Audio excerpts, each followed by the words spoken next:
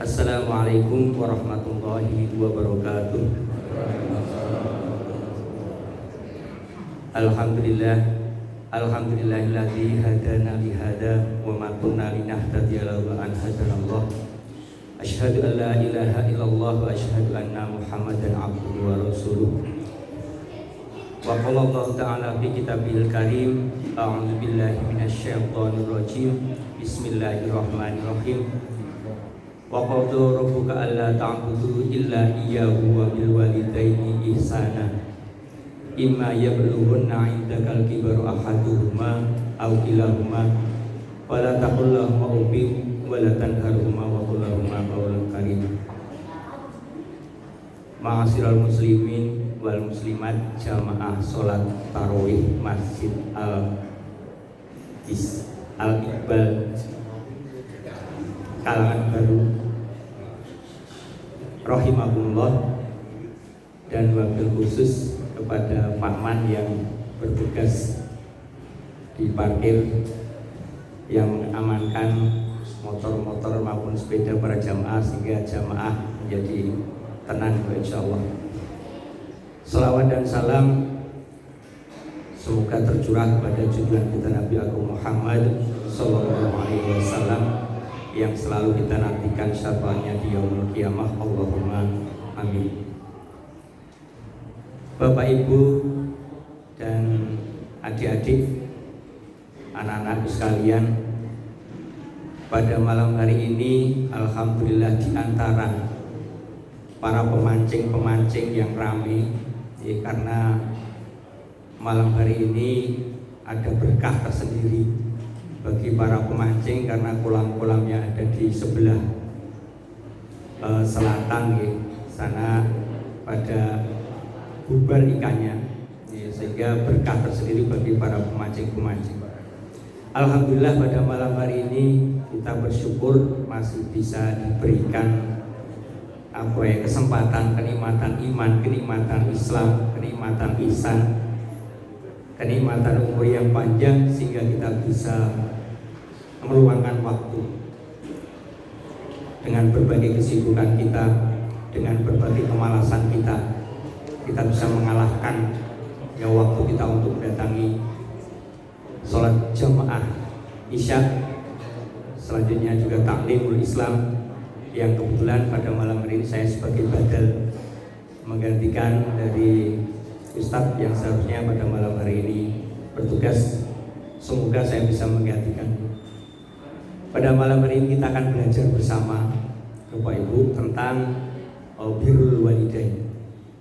Birrul walidain ini ada hubungannya dengan kita sebagai orang tua, baik yang sudah tua maupun yang masih muda tapi dianggap sebagai orang tua. Jadi di sini nanti kena semua. Anak-anak juga kena, remaja kena, pemuda menjelang tua juga kena, sesepuh, kasepuan juga kena semua.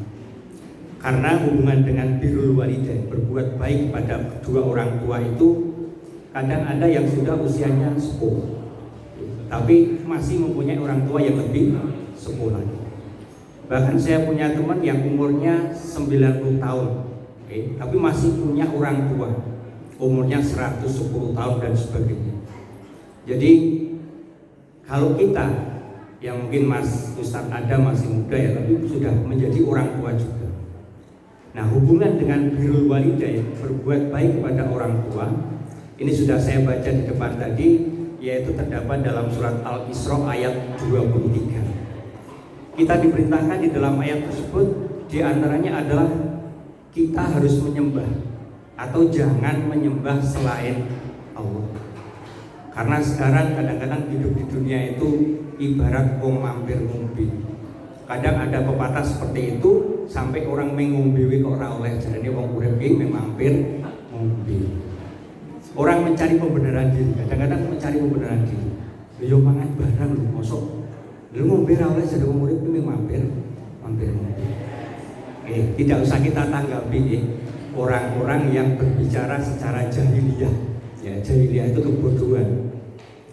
Waton Suloyo istilahnya. Yang tidak bisa kita tanggapi. Nah, di ayat tersebut kita diperintahkan supaya jangan menyembah ya selain Allah. Ayat selanjutnya wabil walidaini ihsana, dan berbuat baiklah pada ibu bapak. Di sini terutama bagi anak-anak yang masih kecil atau remaja, di sini juga menjadi cambuk bagi kita sebagai orang tua juga. Karena hak kita sebagai orang tua adalah menuntut, ya, menuntut anak-anak kita itu supaya berbakti kepada kita, atau hak kita itu dihormati anak-anak kita. Tapi jangan sampai kewajiban kita sebagai orang tua sampai melupakan bahwa kita juga punya kewajiban terhadap anak-anak kita.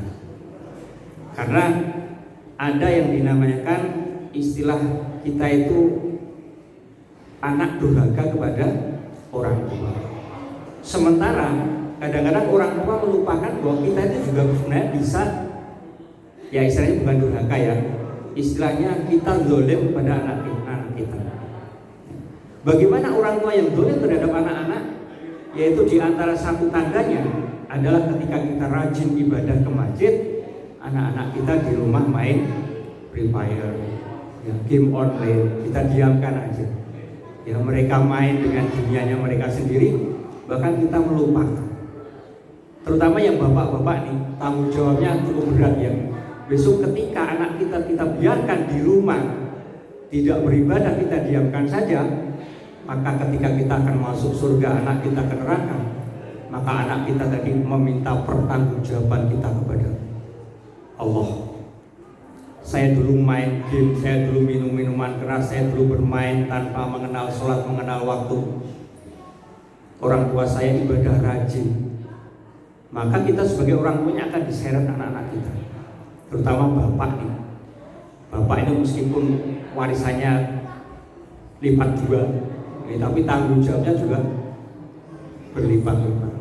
Kalau ibu itu di rumah ini, saya bantu ibu nih ya. Ibu di rumah saja tidak usah kerja itu sebenarnya nggak masalah. Kalau bapak di rumah aja cuma moncang-mancing nggak pernah kerja, baru mancing itu juga boleh ya, saya juga hobi. Tapi kalau hanya mancing terus ya tidak tanggung jawab terhadap orang tuanya, ini juga salah, akan dimintai pertanggungjawaban. Ma'asyiral muslimin wal muslimat rahimakumullah. Kalau kita bicara tentang birrul walidain, ini sebenarnya kalau realita dalam kehidupan, saya pernah menyampaikan materi tentang birrul walidain kepada anak-anak. Melalui motivasi, anak diam, memejamkan mata, diberikan motivasi tentang bagaimana menghormati orang tua dan sebagainya.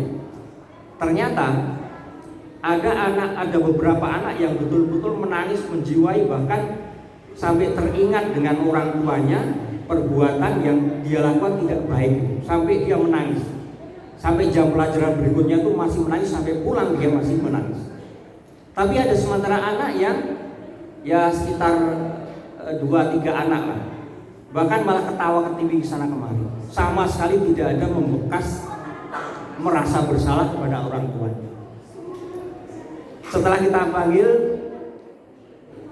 secara person ya, karena yang namanya nasihat itu tidak secara umum ya. Kalau secara umum di depan kita nasihati nama tersebut, maka itu bukan nasihat, namanya itu menghina ya, membuli ya, menghina. Tapi kalau nasihat dipanggil sendiri. Nah, ketika saya tanya, bagaimana Pak saya harus birrul walidain, bagaimana Pak saya harus menghormati orang tua saya, sementara saya sejak kecil tidak kenal dengan yang namanya ayah saya. Saya sejak kecil sampai sekarang nggak tahu saya itu punya ayah atau tidak. Apakah saya terlahir seperti Ismail? Saya tidak punya orang tua, bahkan di akte lahirnya saja tidak ada yang namanya bapaknya. Adanya hanya ibunya. Ibunya pun dia sudah lari dengan laki-laki lain. Bagaimana saya harus menghormati orang tua saya, Pak? Akhirnya saya sendiri juga jawabnya bingung ya. Duh, gimana ini? Ternyata anak yang berbakti pada orang tua yang juga pantas untuk dibakti. Banyak sekali Bapak Ibu kasus-kasus yang kadang-kadang kita menyampaikan materi, kadang-kadang kita jawabnya bingung juga. Loh, ibu saya nggak pantas saya hormati pak. Bahkan pernah dalam kasus itu seorang murid yang pengen jadi polisi gitu. Begitu jadi polisi pengen cari bapaknya. Buat apa? Ya, pistolnya mau digunakan untuk. Nah, mari bapak ibu, kita sebagai orang tua juga tidak hanya menuntut hak kita supaya dihormati, tapi kewajiban kita kepada anak-anak kita juga harus kita tunaikan. Termasuk yang ngomong ini juga sebenarnya nasihat untuk saya juga, supaya anak-anak kita juga tetap diajak beribadah. Ayat selanjutnya, imma yablughanna indakal kibara ahaduhuma aw kilahuma fala taqul lahumā uff. Jika salah seorang di antara mereka atau di antara keduanya sudah mencapai usia lanjut, maka kita dilarang untuk berkata uff. Uff itu berkata Istilah kita dilarang kita itu mengeluh, mengadu, misuh-misuh. Apalagi anak-anak zaman now anak-anak zaman sekarang lebih pinter masalah gadget dan sebagainya. Kadang-kadang sama orang tua itu sering bapak raiso popo, mama raiso popo, ibu nggak bisa apa-apa dan sebagainya, meremehkan orang tua. Padahal yang namanya anak dilatih untuk berbicara itu bukan untuk istilahnya padu ya, atau apa istilahnya berdebat kusir dengan orang tua. Orang tua di sini saya katakan tidak hanya orang tua kandungnya, termasuk mertua, itu juga sebenarnya orang tua. Orang tua itu kan ada orang tua biologis yang melahirkan kita dan orang tua non biologis. Ya, orang-orang yang mengasuh kita itu kadang-kadang ada anak yang tidak punya orang tua sehingga diasuh oleh Pak D-nya, Bude-nya dan sebagainya. Itu juga termasuk orang tua walaupun non biologis. Kita berkata yang tidak baik saja, mengeluh, mengadu aja sudah tidak boleh. Apalagi kita membentak sampai dengan mendorong sampai dengan, dan problematika di dalam masyarakat terutama di sekolah-sekolah yang SMP, SMA itu banyak sekarang fenomena yang terjadi, anak berani kepada orang tua.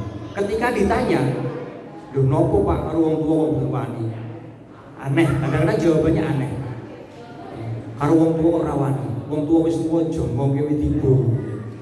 Saking saking berarti pendidikan di dalam keluarga itu tidak berhasil. Kadang-kadang kita sendiri lupa ya bahwa di ladang amal kita dalam keluarga kita itu lebih penting dibanding kita mengurusi orang lain. Walaupun mengurus orang lain juga boleh ya, tapi ketika keluarga kita sendiri tidak terurus, itu sebenarnya dilematis. Ayat selanjutnya, wala tanharhuma wa qul lahumā qawlan karima.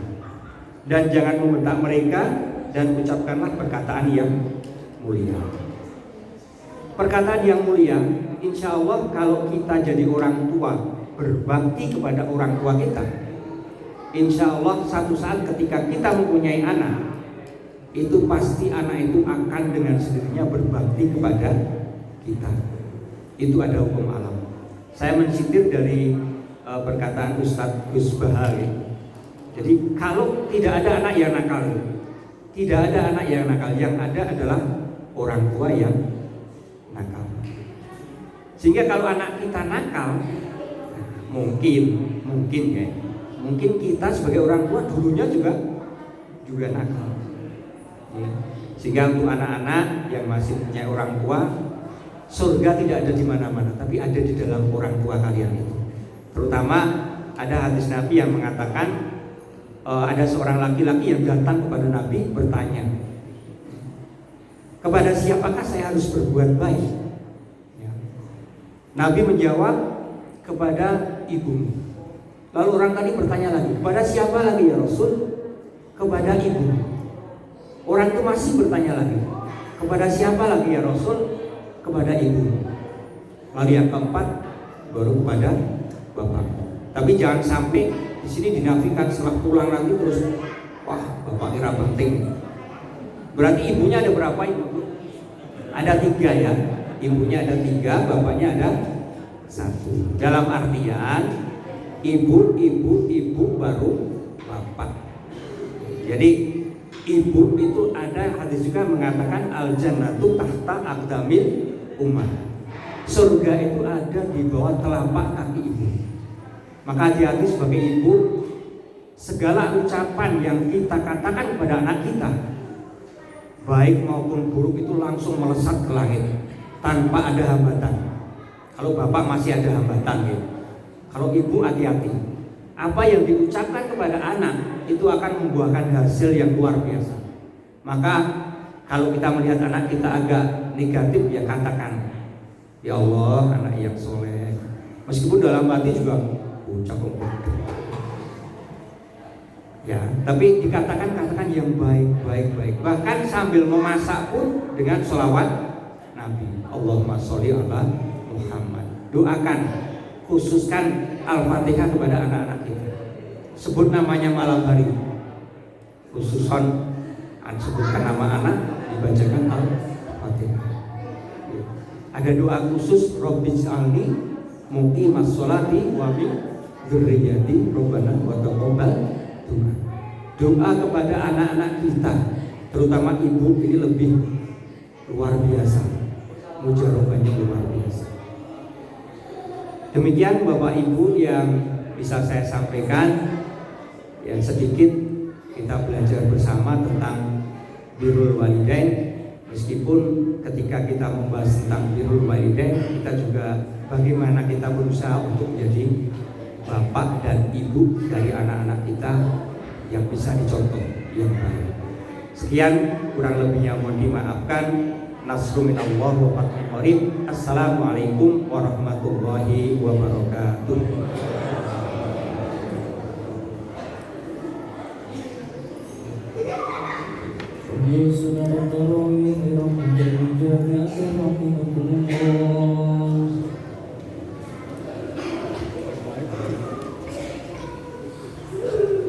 Bisa jadi imam.